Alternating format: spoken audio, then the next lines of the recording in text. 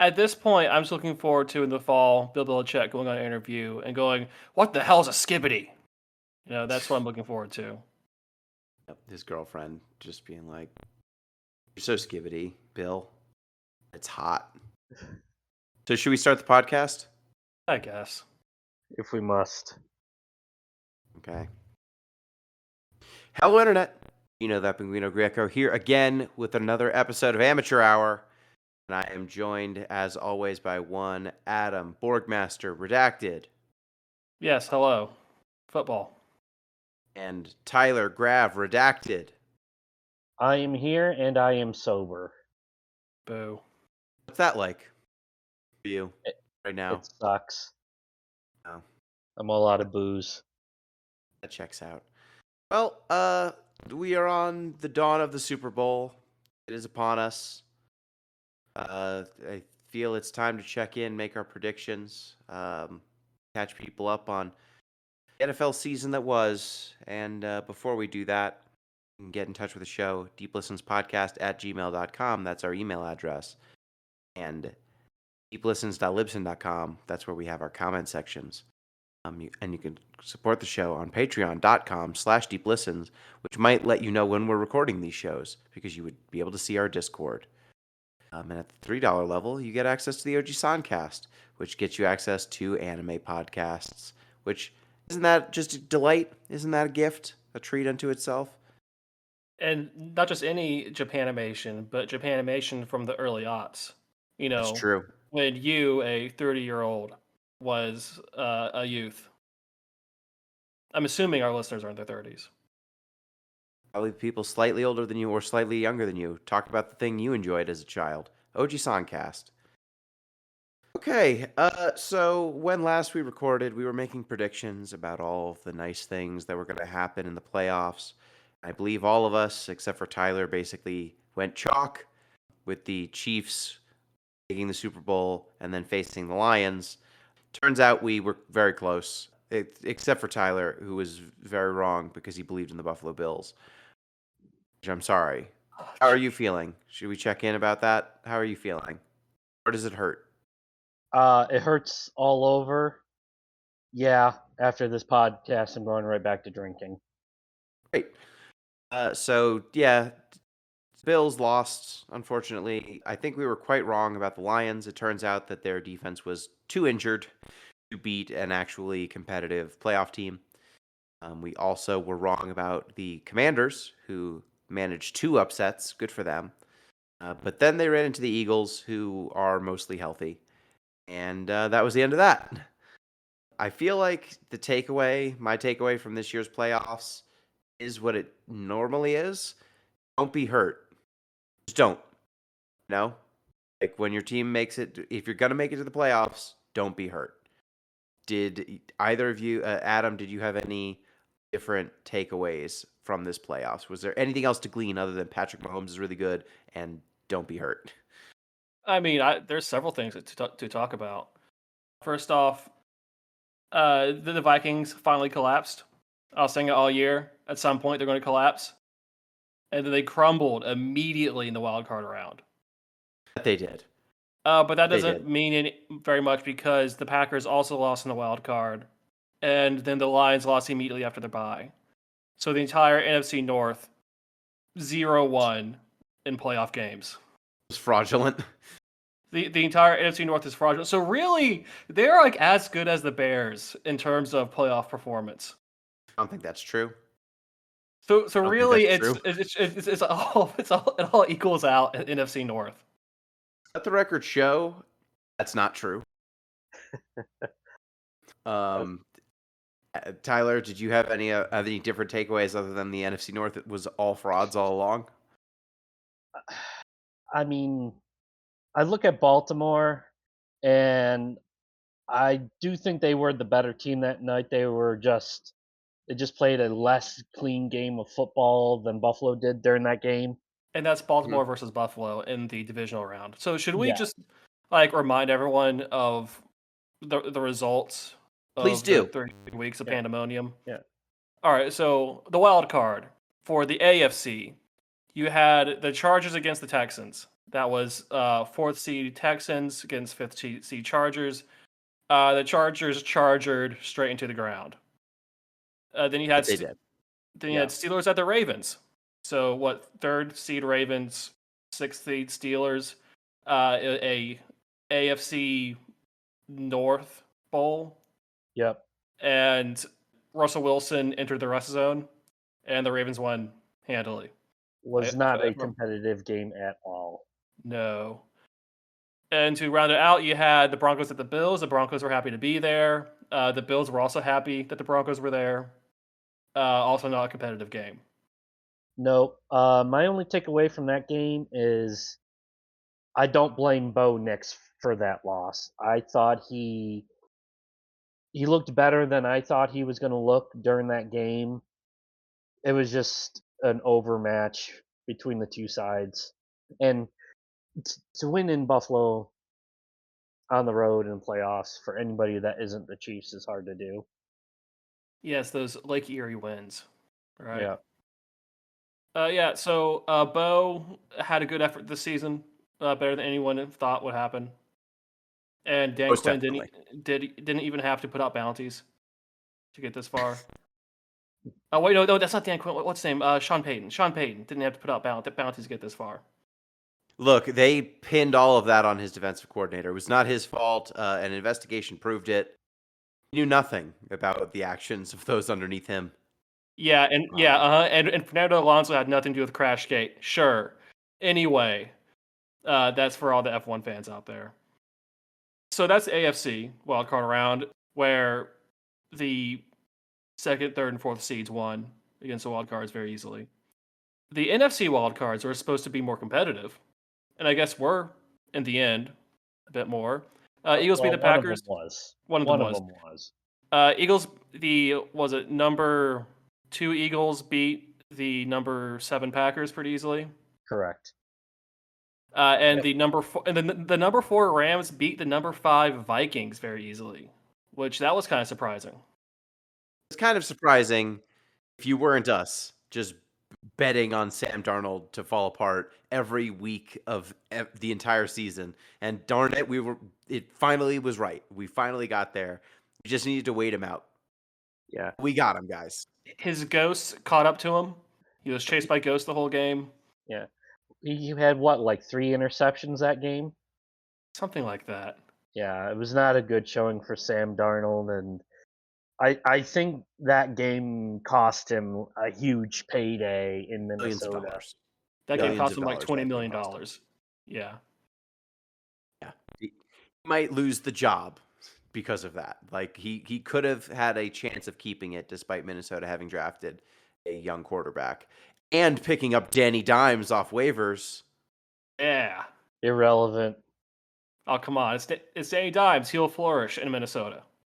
I mean, he's got a better chance of it than he did with the Giants, let's be real. Yes. Sam Darnold turned back into a pumpkin. Lost to the Rams. Yeah. And then what happened? Well, then the final game, Buccaneers and Commanders. So this is the number 3 seed against the number 6 seed. And the Commanders won. They got him. They got the Bucs. Much to many people's surprise. The Healthy. Commanders, healthy, but the Commanders' offense have been cooking with that different shit all year, and they kept on doing that in the playoffs. Yeah, and also the Bucs were down Chris Godwin. Best wide receiver or second best wide receiver, depending on who you ask. Yeah. I mean, I guess. Yeah. But I guess he's important. I tell you what, though, my notes from that game were Baker Mayfield was doing everything he possibly could, and it still wasn't enough. And I think this is the second or third year the Bucs go out in the wild card round. I mean, they make it to the wild card round, which but I think both years they've had home field advantage. Yeah, but the NFC South is awful. Well, They're winning a terrible division. They're not a good team. I mean, they ran into the Washington Commanders. Like, if it was Minnesota or Green Bay, I think they would have gone on to the divisional. Two teams Potentially. more fraudulent than the NFC South. Yeah, because the NFC North got to play the AFC South and was it the NFC West? Yeah. The two divisions more fraudulent than the NFC North. Not more fraudulent. We just knew they were bad. They were just oops all bad. Yeah, so they got to pad their stats and they all Yeah, so the only upset of the wild card round was the commies beating the Bucks, and then we go to the divisional round, where the two bye teams, the top seeds of each conference, came out to play, and there the Chiefs beat the Texans in a hideous game, because the Chiefs, and it wasn't Mhm. like it was at the same time not particularly competitive, but also close, and That's just every Chiefs game. an ugly game. Yeah, I know it sucked. I didn't watch it. I just saw the play-by-play, and it's like, wow, this game sucks. And then you had the let's see here. Let's go to Eagle. Well, let's I guess stay in the AFC. Bills Ravens, a toss-up game, the game of the postseason. Yeah. So yeah, Buffalo were underdogs at home. I think the spread was like 1.5 points, and yeah, the final result wasn't that far off. Buffalo was able to basically outplay Baltimore for the first half, and in the second half, just were able to hold on to that game. Mark Andrews had that heartbreaking drop in the end zone for a 2 point conversion, which would have tied the game with like a minute and a half left. Lamar, he had 3 interceptions in that game. I think only one of those were truly on him. The rest of the game, he played great. Derrick Henry surprisingly had a quiet night. It seemed like Baltimore abandoned their strategy of running the ball at the Bills. And yeah, that was my takeaway from the game. Adam, Gino, you got anything to add to that? No, not really. I mean, I think the Bills have been the slightly better team for most of the season, so it was nice to see them continue to be the slightly better team. Playoffs as well. It was a good game. It was a close game. Yeah, It is that's amazing how the AFC is just literally every year it's oops, sorry, your quarterback is slightly worse than this other quarterback. And then it just plays out this way over and over and over again forever. I don't know if that was the story of the game though. Like Lamar had like outside of the 3 turnovers, a pretty good game, But and it's not like Josh had to actually do anything too major on the other side of the ball. I think it's all the other stuff that just comes into play: the drops, dumb penalties, and abandoning the Derrick Henry run game. That don't turn the surprised ball me. over though. Yeah, don't turn the ball over, but the ball should not have been in a position to be turned over if you stick with your run game. Sure. But I mean the Bills run defense is pretty good. I don't know. Like one of the single largest determinants of winning football games is whether you win the turnover battle. So Yeah, but that could also just be a sample size thing. oh totally. I'm just that's why it's funny to me is that every year it's just like, oh, it's Josh Allen and Pat Mahomes beating Lamar Jackson and then Mahomes beating Allen. And then we end up here. But 5 times in 6 years? That is technically correct. because Like with AFC, when it comes down to the championship, it's the Chiefs against either like the Bills, the Ravens, or the Bengals, right? And that's just the entire 2020s. it's just been the same 4 quarterbacks with now, well, not anymore since Joe Burrow has, Yeah. graciously bowed out of competing for things that matter. It's really just those 3 quarterbacks competing and Mahomes being better than the other two. But just enough every time. I'm sorry, Tyler. I'm sorry this keeps happening to you. One day, maybe maybe Mahomes will fall off slightly. Yeah. Uh, to be honest, though, I don't blame Josh for the Casey loss, but we'll get to that here in a few minutes because I think we have one more divisional round game to talk about. Yeah, well, we have two more, the NFC side. So the Commanders, as a reward for beating Tampa, got to go to Detroit and play against the Lions, who had been dominating all season. And then they beat the Lions. And it was maybe one of the more heartbreaking things to happen at Ford Field since I was a child, I guess. Anyone have anything to say about the Commies beating the Lions, besides the fact that the Lions had no defenders left? Don't be hurt. That's my only takeaway is that the Lions did not have a functional defense anymore. They had one, and they gradually lost it over the course of the season because football is brutal. Yeah. And to your earlier point, Gino, Jared Goff did not look good in that game. I think he had like 3 or 4 bad interceptions, and he was just shooting his team in the foot the entire night. And It's unlike, also, oh, go ahead. I was going to say, unlike Lamar, that kind of came back and like redeemed himself in the second half, Goff was just bad for the entire game. Yeah, and the remarkable thing to me is that that was an indoor game. Yeah, Jared Goff is usually a pumpkin when the wind blows, and this time he was a pumpkin indoors. Shame. It's a shame. Our yeah, offense was really good, but they have a pretty average quarterback who is propped up by the best skill position players, I think, in the league. If it's not the best skill position players, it's darn close. Like the best collection of skill position players. I think the best collection of skill position is either the Lions or the Eagles, yeah. in all likelihood. Yeah. And having a slightly worse quarterback and just no defense.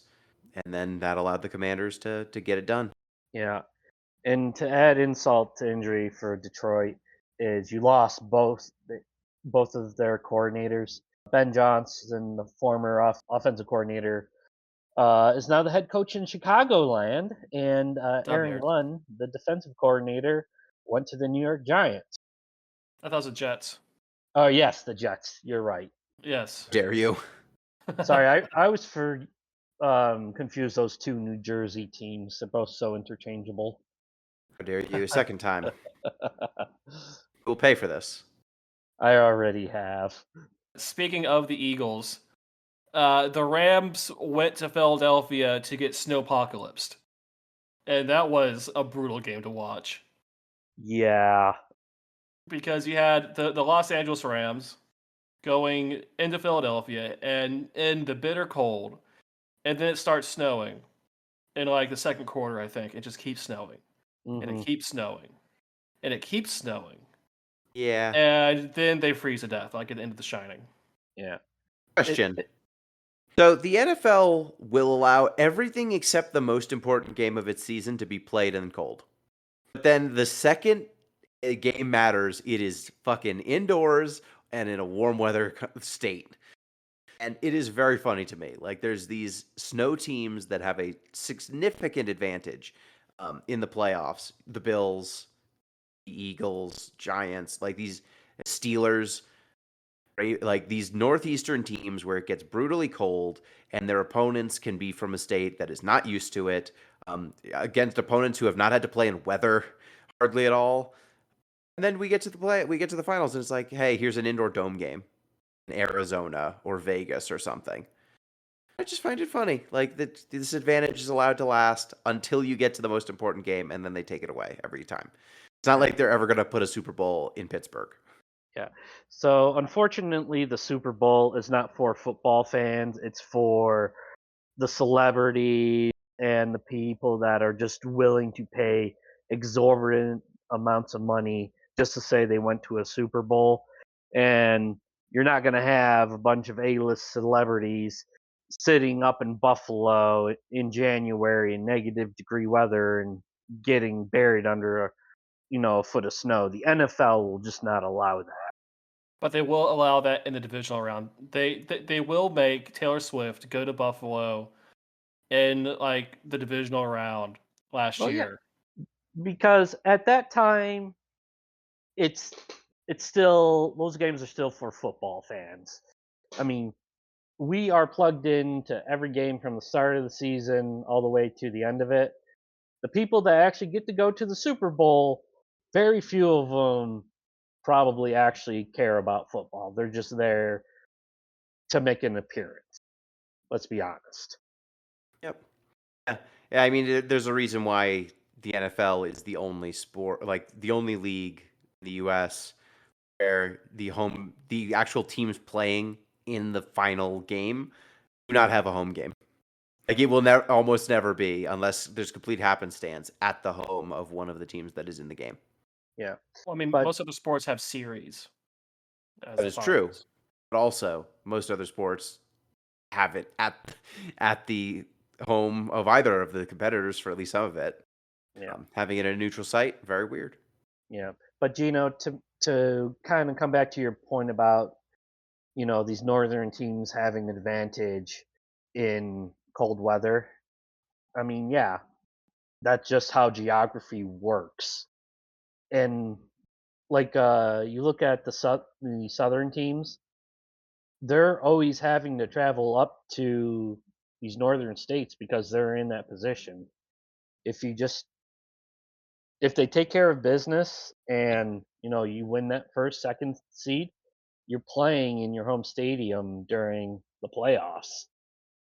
Yeah, if the Dolphins were good, then the Bills would have to go down there in the divisional round. Yeah, I mean, granted, it's later in the year, so it's not like Miami's going to be able to benefit from the blazing heat like they do in the early part of the season. And I guess the same could be said of several other teams, though. Atlanta opted to build a dome. Yeah, they did. Yeah. Yeah. It's very nice though. Get to the meat of this. Yes, the championship games. We're now down to 4 teams. First, we have the Bills at the Chiefs in Arrowhead Stadium in Kansas City. Wait, is Arrowhead on like the Kansas or Missouri side of Kansas City? The Missouri side. Oh, it's super cursed. Okay. Yes. All right. So, Tyler, how did the Bills fare at Kansas City, Missouri? Well, I think we all know the result of the game based on what was said earlier in this podcast, so there's no need to keep bringing it up. But my takeaway from this is I think on the offensive side of the ball, they did everything they possibly could.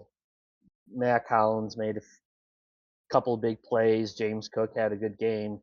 Josh, he had a not a great game, but a good enough game, I thought. To me, the bigger story is the Buffalo Bills defense. I think about this game. I think about the playoff loss last year. I think about the 13 seconds game. And this defense just can never get off the field against Patrick Mahomes.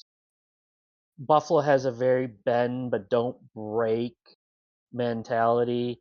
And if it wasn't for the crazy turnover differential for Buffalo, I don't think their defense is as good as it looked on paper.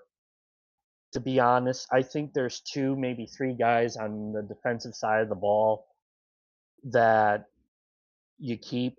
I think everybody else you're looking to upgrade. You got to find a way to like actually stop Mahomes, not just hope Allen can outscore him in every meeting. And also, we haven't really said anything about the players on the Chiefs this whole season or in this episode, and I don't think we should because the Chiefs are just inevitable and not worth analyzing.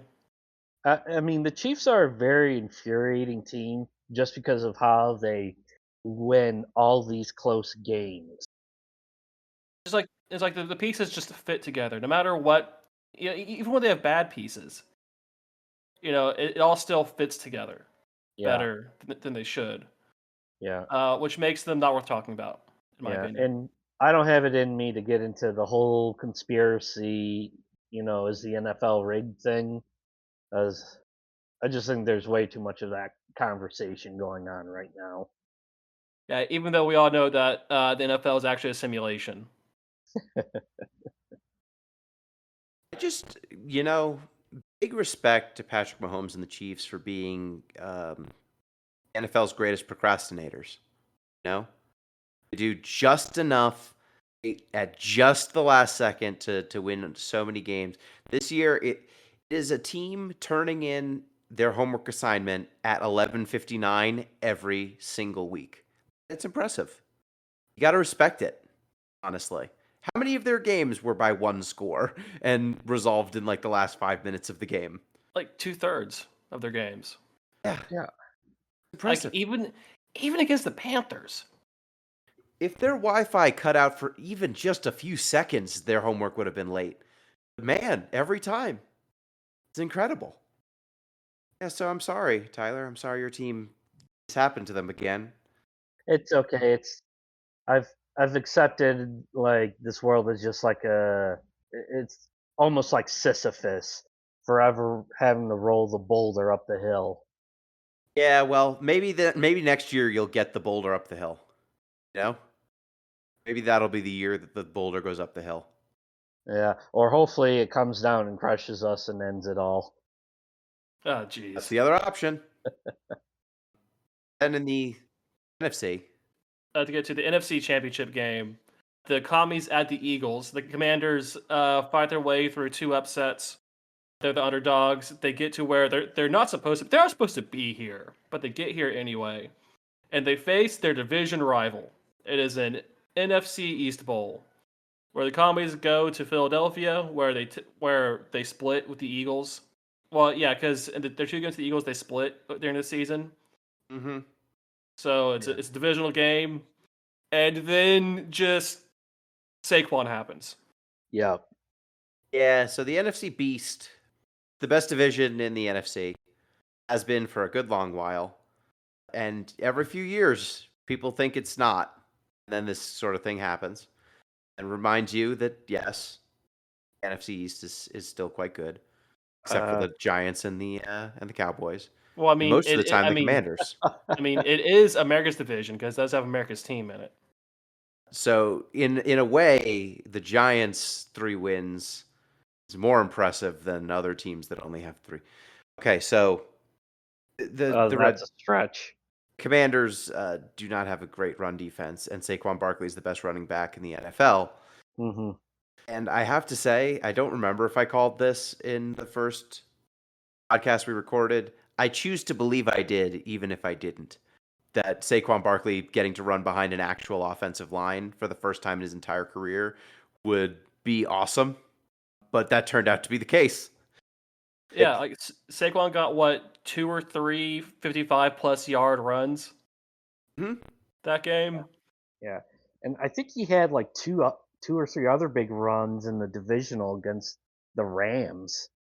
It's In the snow. amazing. It's amazing what happens if you let the most talented running back in the NFL make a guy miss 3 yards after the line of scrimmage instead of 5 yards behind it. And he doesn't get hurt like Yeah. in the second and third game of the season. And I mean, that is also a function of actually having blocking. He's taking more hits downfield with the knowledge that a guy's going to get him instead of getting chased down from behind or like hit in the backfield before he even has the ball. Like you can defend yourself a lot better when you're initiating the contact further down the field. Yeah. You got handed to the Eagles. They've built an impressive team on both sides of the ball. And Yeah, I mean, you still have Jalen Hurts. I mean, he's a great quarterback, but he's just been completely overshadowed by Saquon Barkley. Good. Yeah. That's Borgmaster's Georgia bias coming into play there, but I mean, if you have a running back that can minimize your quarterback, or that, that's real impressive. You got to give it to the Eagles for making that trade. it's really impressive that the Eagles, have created this machine of success while everyone involved with the team seems to hate each other. Yeah, like the vibes are still bad. The vibes have been bad. Going back as long as as long as anyone can remember, the vibes remain Yes, bad. it's Yeah. really the city of Philadelphia has had bad vibes since like the 1700s, if we're being honest. Yeah. let's not forget, at the end of last season, I think they lost 6 consecutive games and got eliminated. I want to say, like, in the wild card round. Hang on. First seed in the FC last year. Thought it was the Eagles. I don't Yeah. remember. Oh wait, no, because the Cowboys were the number 2 seed. Okay, so I have to redact something I said earlier in the podcast. So I said Tampa Bay got eliminated last year in the wild card round. It was the divisional round. They actually beat the Eagles in the wild card round 32-9 last season.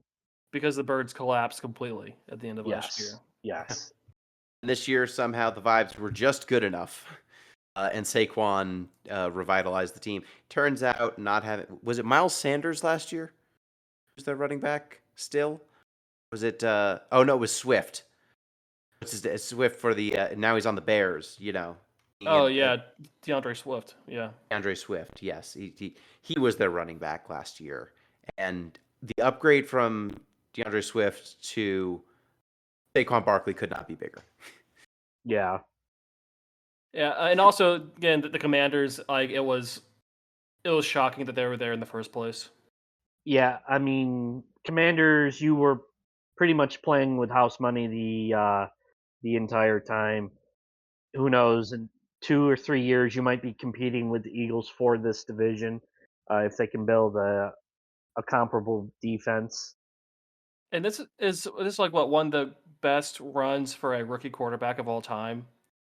And Daniels is legit. He's very legit. It's very encouraging to see.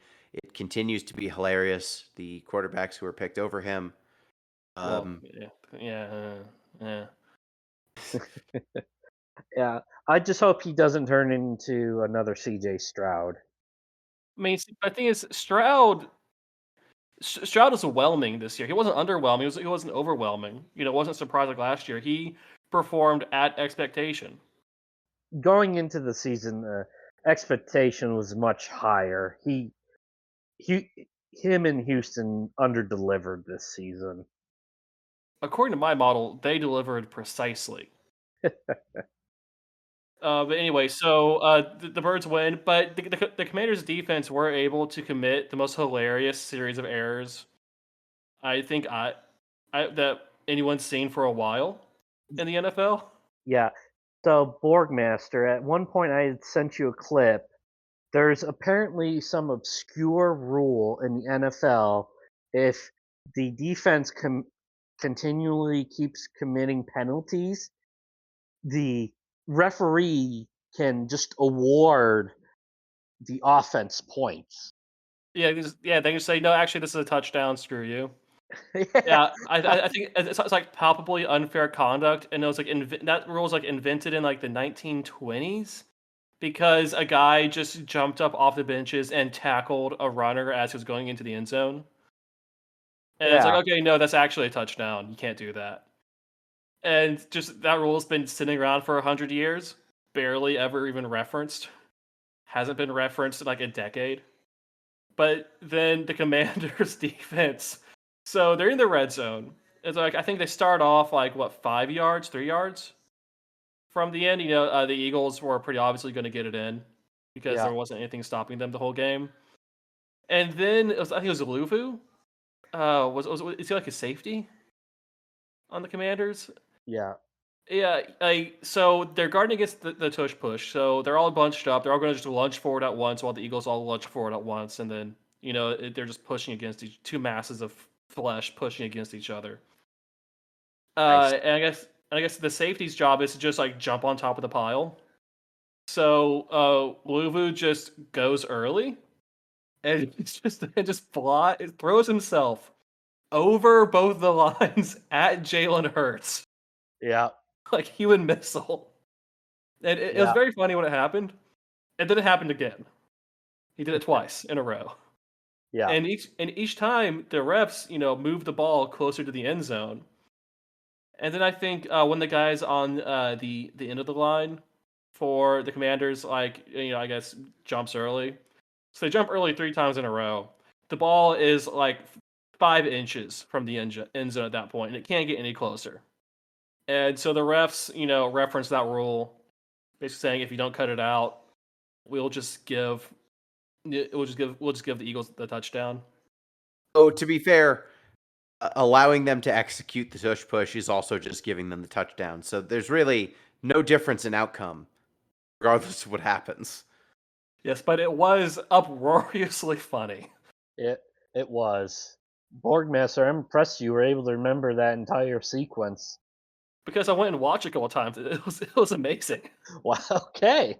But no, because Tyler and I saw it live at a bar, and just everyone was going wild when that happened. It was great.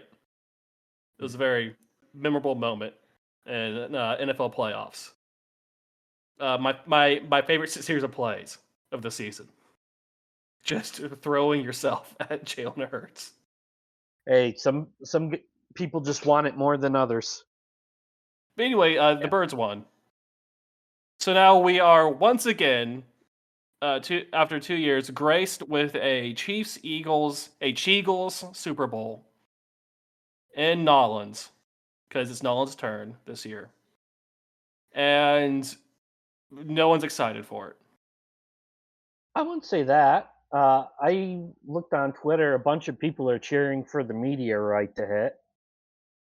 That's true. Given that we don't think it's going to, who do you got? Oh, it's a three-peat. Like, unless Saquon gets 200 yards, it's a three-peat. So, just a thought experiment here. Saquon is better than anyone the Chiefs have at running back. They're like three-headed. Did you even call it a monster? I mean, the Chiefs barely run the ball, so yeah. So their they don't running need- game not very good. Their receivers are fine. They're not great. The Eagles have great receivers. AJ Brown. Who's the other few guys? Devonta Smith is not hurt, correct? Still playing Smith? I'm checking. I don't know. I don't believe pay attention to so. the Birds.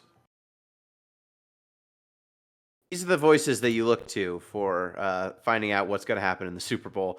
Is the second best wide receiver on the Eagles still healthy? Wait a second. Let me check. Hey, the podcast is named Amateur Hour, so you get what you pay for. Wait a second. Let me check. Yes, their second best wide receiver is still healthy. Can confirm. And Dallas Goedert, their tight end, still healthy. So on paper, the Eagles have a better wide receiving core, I think, than the Chiefs do. Defense is also, on paper, the Eagles are better. Really, I think the only thing that the Chiefs have that makes them better is just Patrick Mahomes is better than Jalen Hurts. Now, do we think that's enough? Do we think that the fact that that one position is better than the other offsets all the other advantages? Well, are the Chiefs coaching and play calling better than the Birds? Almost certainly. So they have better direction. They have a better quarterback, and they have whatever satanic magic has been propelling them forward all season. Yep. So I think just having better skill position players and an equivalent defense, maybe Not enough. probably not enough. Again, unless Saquon gets 200 yards, it's gonna be a three-peat. In my mind, Philadelphia has looked more impressive in their wins in Kansas City in this playoff run. I think Kansas City has a chance to win this game, but I think it's your margin of error against a team like the Philadelphia Eagles is a lot smaller than it was against like the Bills and the Texans. And I say Okay, that just yeah. because Philadelphia is much better on the defensive side of the ball than Buffalo is. Going back to the model has this as the second closest game of the postseason behind Bills Ravens.